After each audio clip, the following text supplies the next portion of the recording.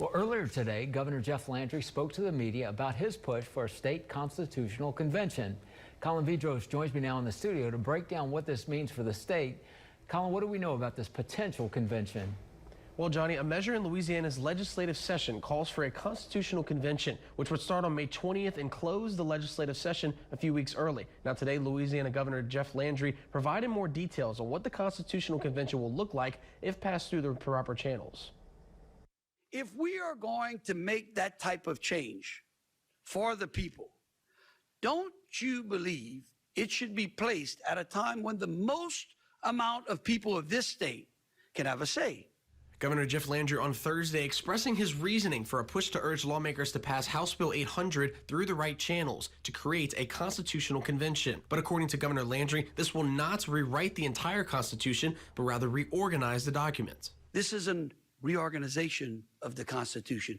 It's kind of like maybe cleaning up your yard in springtime, right? Raking the leaves, taking some of the weeds out of the landscape, making the place beautiful and more attractive. The way to do that, according to Governor Landry, is by focusing on certain articles of the Constitution and putting a vote in front of, quote, the most amount of people in this state, this being the presidential election on November 5th. I believe that if we are going to reorganize, if we're going to clean up the Constitution, ultimately the people of this state are going to have the last say, because the work of the convention ultimately will land on a ballot. I think that there is pretty broad agreement that we need to have a constitutional convention. I asked Louisiana Attorney General Liz Murrill on April 24th about the potential convention. Well, I do think it needs to happen. The objective, as I appreciate it right now, is to just kind of skinny up the convention, skinny up the Constitution, to remove some things that really shouldn't be in a state constitution, put them back into statute. But those in opposition believe this is all happening too quick. It's strange credulity that how anyone could suggest that this accelerated timetable is about getting more community engagement.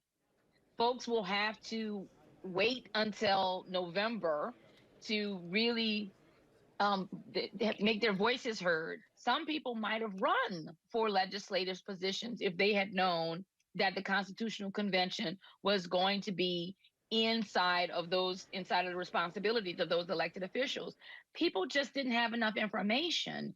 And this is too important a document to rush in this way. If passed through the legislature, the convention would need to finish by July 15th. After the convention concludes, the new Constitution would need to be voted on by registered voters in the presidential election.